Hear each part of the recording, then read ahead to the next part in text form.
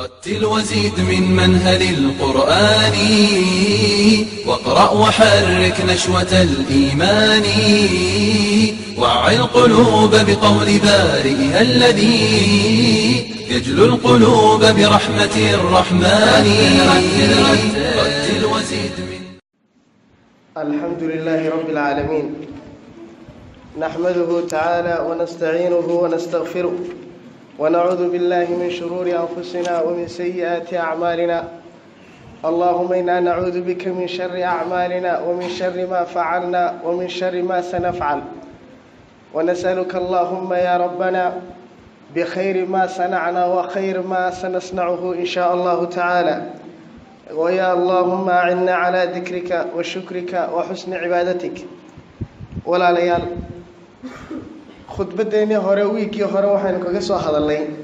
tusaalayaal ku saabsan dadka kuwa ugu khayrka badan la cidda ay yihiin. nabiguna sallallahu alayhi wasallam uu ka warramay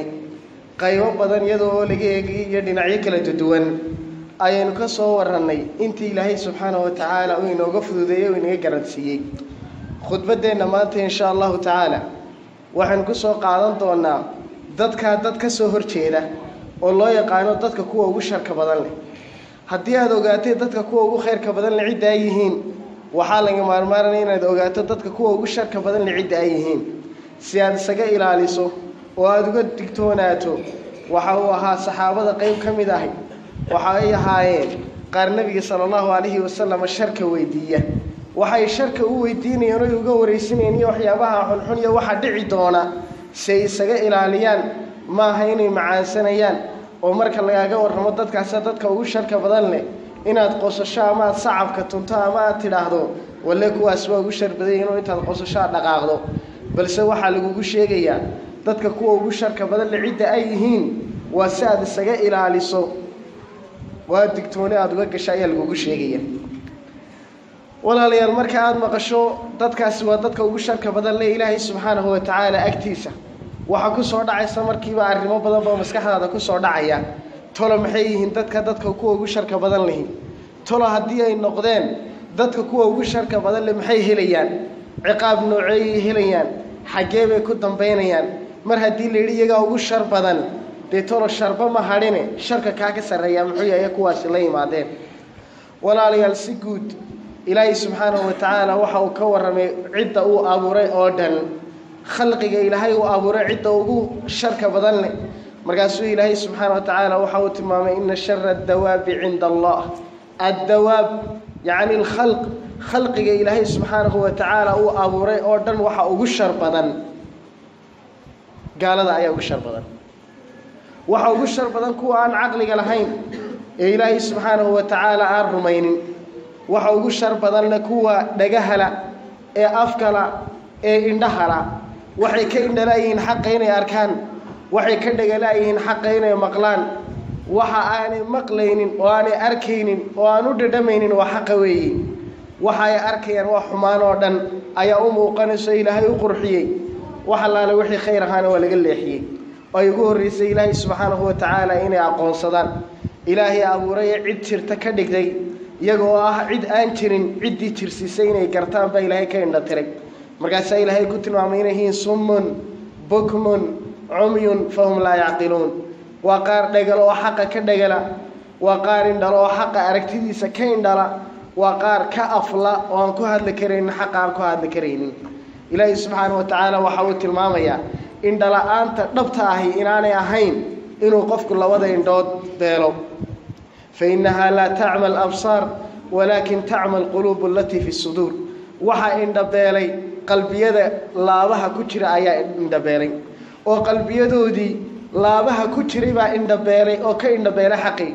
laakiin kuwoodan kale ee iftiinka arkaya ee dharaarta iyo maalinta iyo habeenka kala garanaya, gidaarka iyo waddada kala saxaya, kuwaa may beeline way leeyihiin. laakiin maaha indhala-aanta dhabta ahi taa maaha. laakiin indhala-aanta dhabta ahi waa inay quluubta kuwa ku jira ay indhabeelaan ay waxba arki waayaan. marka aad maqasho dadkaasi waa dadka ugu sharka badan, waxaad ogaanaysaa inay yihiin dadka ilaahay uu abuuray cidda ugu cadaabka xulle inay iyaga yihiin. waa gaalada ayaa ugu daran cid ilaahay subxaanahu wa tacaala u cadaabayo. waxa ugu cadaab daran nimanka munaafiqiinta ah oo iyaga laftoodu darajooyin kala leh ilaahay subxaanahu wa tacaala dhowr qolo ayuu tilmaamay inay yihiin kuwa ugu cadaabka daran leh kuwa ilaahay uu tilmaamay waxaa ka mid a nimanka munaafiqiinta loo yaqaano ina almunaafiqiina fi darki alasfali min annaar naarta darajada ugu hooseysa ka gelayaan darajada ugu hooseysa ayay ka gelayaan naarta darajaba darajaday ka sarreyso way ka cadaab fududahay darajaba darajaday ka hooseysana way ka cadaab daran tahay munaafiqiintu darajada ugu hooseysay joogaan waa halkii ugu cadaabka darnaa ilaahay waxa uu tilmaamayaa ninkii loola jira fircoon iyo tolkii inay yihiin kuwa ugu cadaabka daran leh dadka la cadaabi doono maalinta qiyaame annaaru yucraduuna calayha quduwan wacashiya wayowma taquumu saacatu adkhiluu aala fircawna ashadda alcadaab markay qiyaamuhu ugu dhacdo waxaa la odhanayaa adkhiluu aala fircawna reer fircoon iyo tolkii waxaa gelisaan ashadda alcadaab cadaabka ugu darangeliya yaga ayaa ka mida kuwa ugu cadaabka daran bal walaalayaal waxaynu isweydiinaynaa dadkeena muslimiinta ah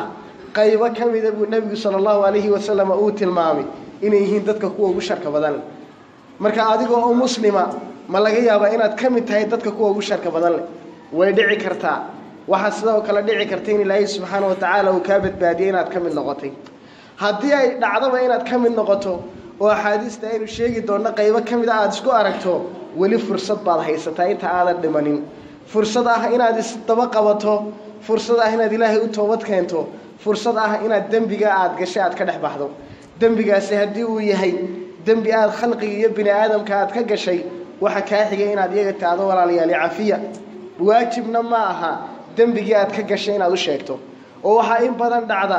inaad qof xamato oo aad wax ka sheegto dabadeedna qofkii wixii xumaantii aad ku sheegtay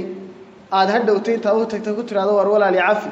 dadka qaarkood shardi bay kugu xidhayaan ah aan ku cafiye ee ii sheeg wixii aad i tidhi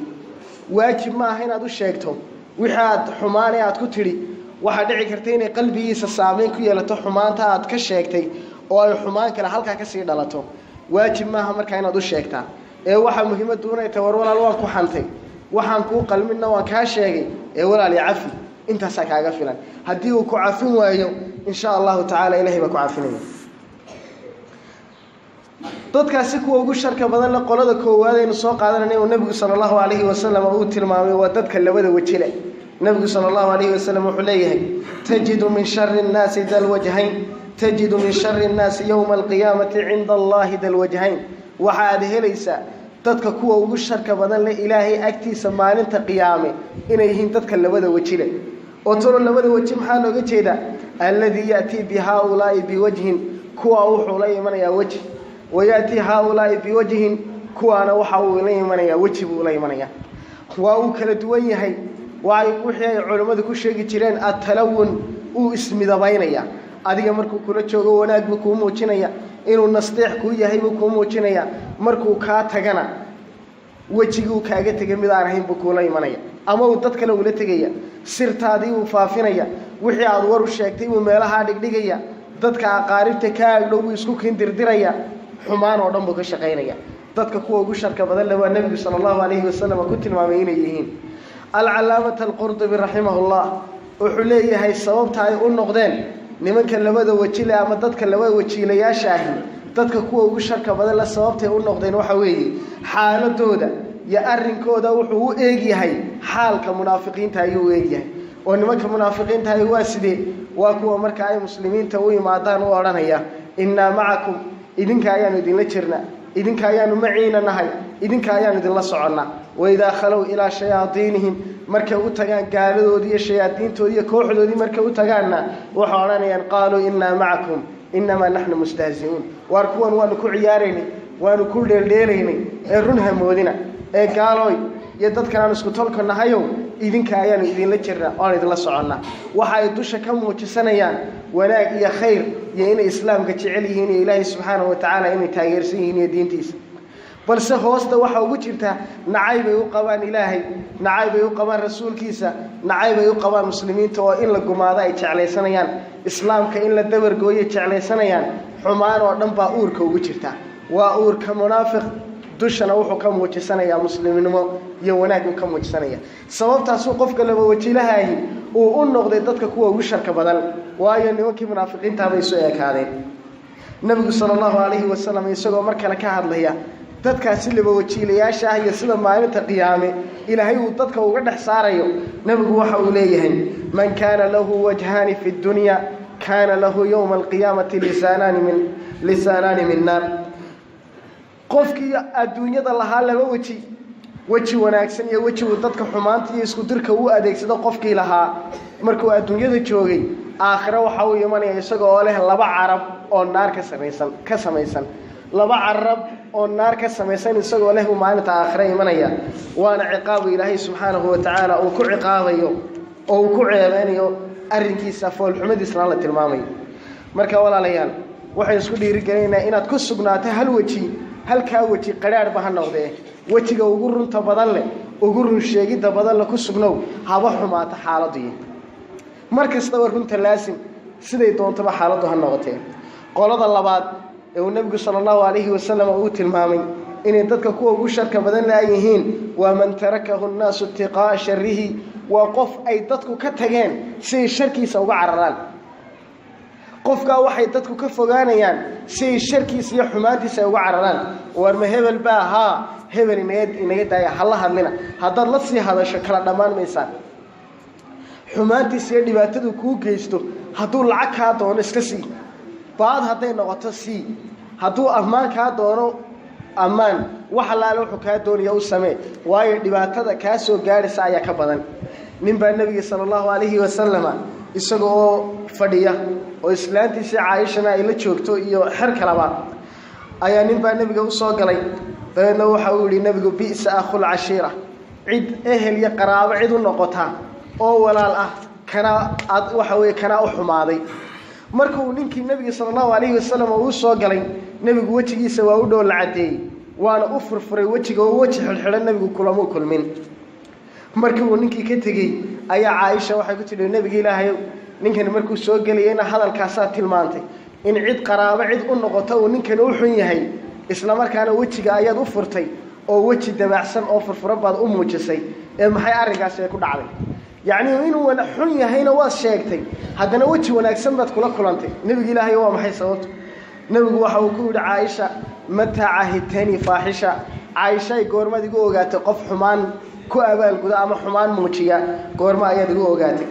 ina shara annaasi mansilatan cinda allahi yowma alqiyaama ilaahay dadka agtiisa waxaa ugu shar badan maalinta qiyaame ilaahay agtiisa man tarakahu nnaasu itiqaa'a sharrihi qofay dadku ka tageen si ay dhibkiisa uga nabad galaan